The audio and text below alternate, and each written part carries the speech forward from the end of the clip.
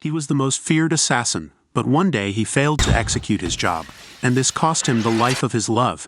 In pain, he devised a revenge plan so full of agony that even the devil himself would have feared it. The movie begins in Paris, where our assassin, who clearly doesn't believe in the phrase "the early bird gets the worm," is staring out of a window, nearly nodding off, until his timer buzzes. He finally snaps awake because, even for killers, a snooze button is essential. Still staring out the window, now with gloves on because, of course, no fingerprints, this mysterious assassin is only known as the killer. Earphones in, he spends his time people-watching, probably wondering why they're so much better at living normal lives than he is, deciding it's time to pretend he has a gym membership. He does some yoga and push-ups before heading out, wearing his best "don't notice me" disguise, sunglasses and a hat. He scans a bike with his phone like a modern-day assassin, grabs some snacks at a cafe, because even killers need a croissant, and makes a phone call. The guy on the other end mentions an arrival, and the killer replies that he's been waiting for 5 days.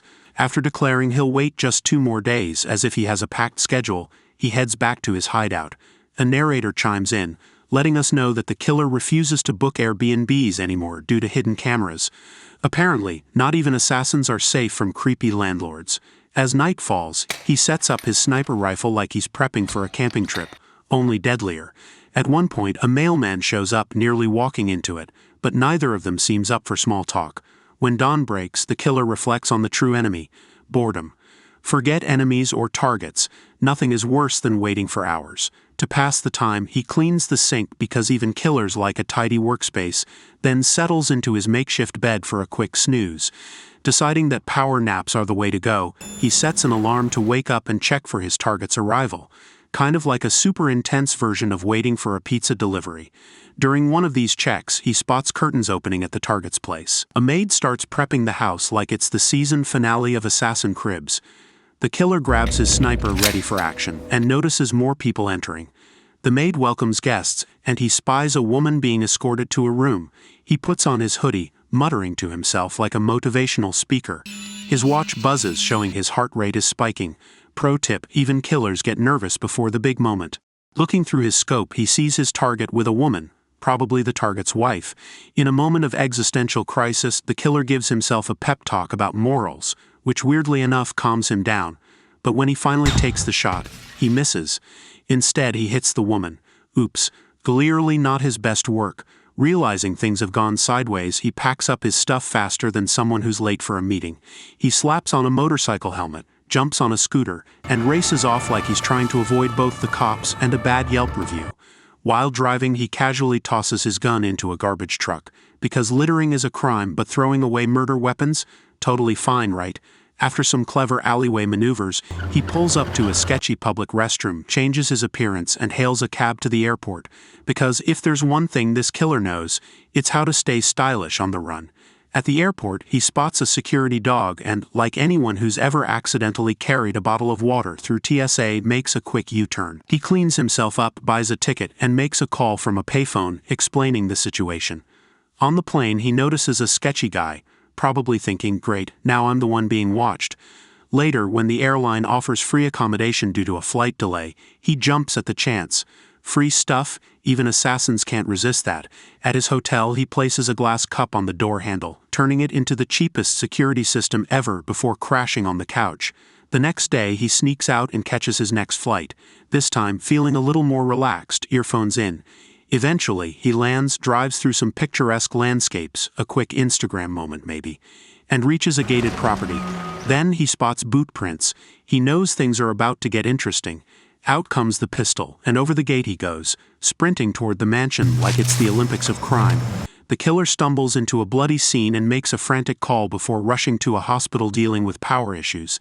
There he finds Magdala badly injured. Marcus, a friend of the killer, informs him that Magdala is his sister, and that she was attacked by a man and a woman, likely targeting the killer but finding his wife instead. There were 2 of them. She can describe them. It's not like they were disguising themselves. One was a woman. This wasn't a robbery. Despite her injuries, Magdala reassures the killer that she didn't reveal any secrets. After visiting her, the killer uncovers a hidden underground safe. The next day, while driving around, he spots the car involved in the attack on his home. Determined, he tracks down an emergency driver connected to the case, hacking into a database to gather information. He sends a package to someone named Dolores and then confronts the driver, demanding answers. The driver reveals details about the attackers, calling them freaks and explaining how he was forced to drive them to a mansion. I drove them, that's all. Round trip was what they said. Then they told me north on Highway 1, then deep into the dang jungle, like forever. They showed me on Google. I drove them. They wouldn't take no for an answer.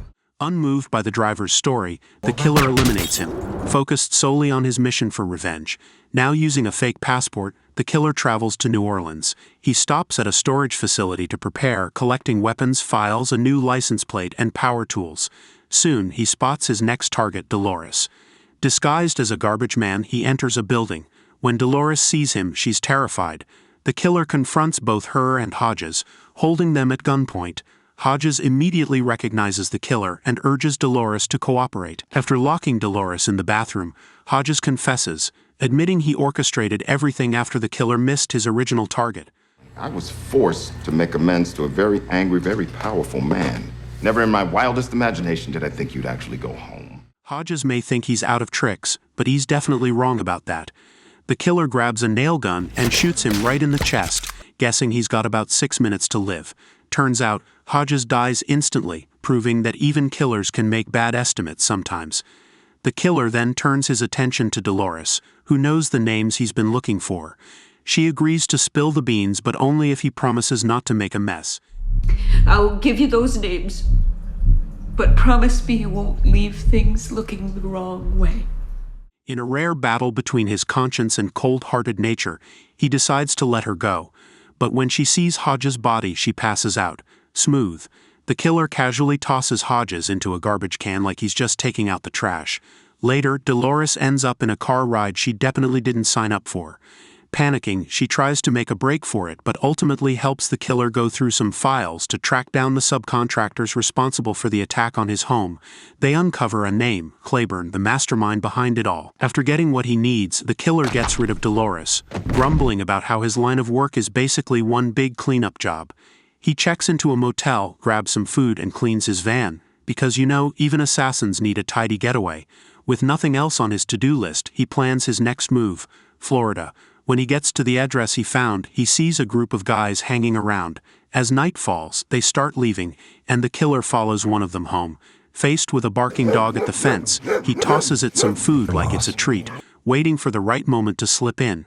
When the dog's not looking, the killer sneaks into the house to eliminate his target, who is in the shower. Before he can act, a man unexpectedly ambushes him, leading to a brutal fight. The killer uses household items as weapons, and after a tense struggle, he manages to fatally shoot the man. He escapes the house, pursued by the dog, and sets the place on fire with a Molotov cocktail to cover his tracks. The next day, he flies to New York, blending in by using public transport and renting a car. After locating his next target, he watches her carefully but is interrupted by distant sirens. The killer meets the expert, a woman who stops for dinner at a waterfront restaurant. He joins her table and discreetly points a gun at her. She attempts to talk her way out, insisting she had no role in his wife's attack and blaming another man. For what it's worth, I would never have involved your female friend. What happened to her, I had no part in. I objected to his methods and I told him so. Despite her efforts, including trying to fake an injury, the killer remains emotionless and silences her with a single shot. Now he sets his sights on a high-profile target.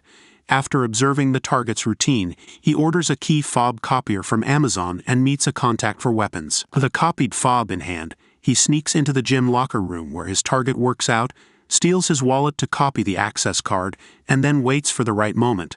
Later, he uses the card to enter the building and makes his way to the penthouse on the 27th floor. The killer confronts his target, billionaire Claiborne, as the man picks out a drink. At first, Claiborne doesn't recognize him and tries to bribe his way out. But when the killer reveals the copied card and starts asking questions, Claiborne realizes what's happening. He explains that after the killer's failed hit, Hodges decided to have him eliminated as a precaution. Claiborne smooth talks his way out of danger, convincing the killer that there's no personal grudge between them. What I'm trying to say here, and I can't express this strongly enough, I have no issue with you. Zero. The killer warns him that if he ever needs to return, it won't be a quick or painless end. With his business wrapped up, the killer leaves. He travels to the Dominican Republic, where he reunites with his now recovered wife. Over a quiet moment with tea, the killer finally experiences a sense of peace after all the chaos. Thanks for watching. Don't forget to subscribe. See you in the next video.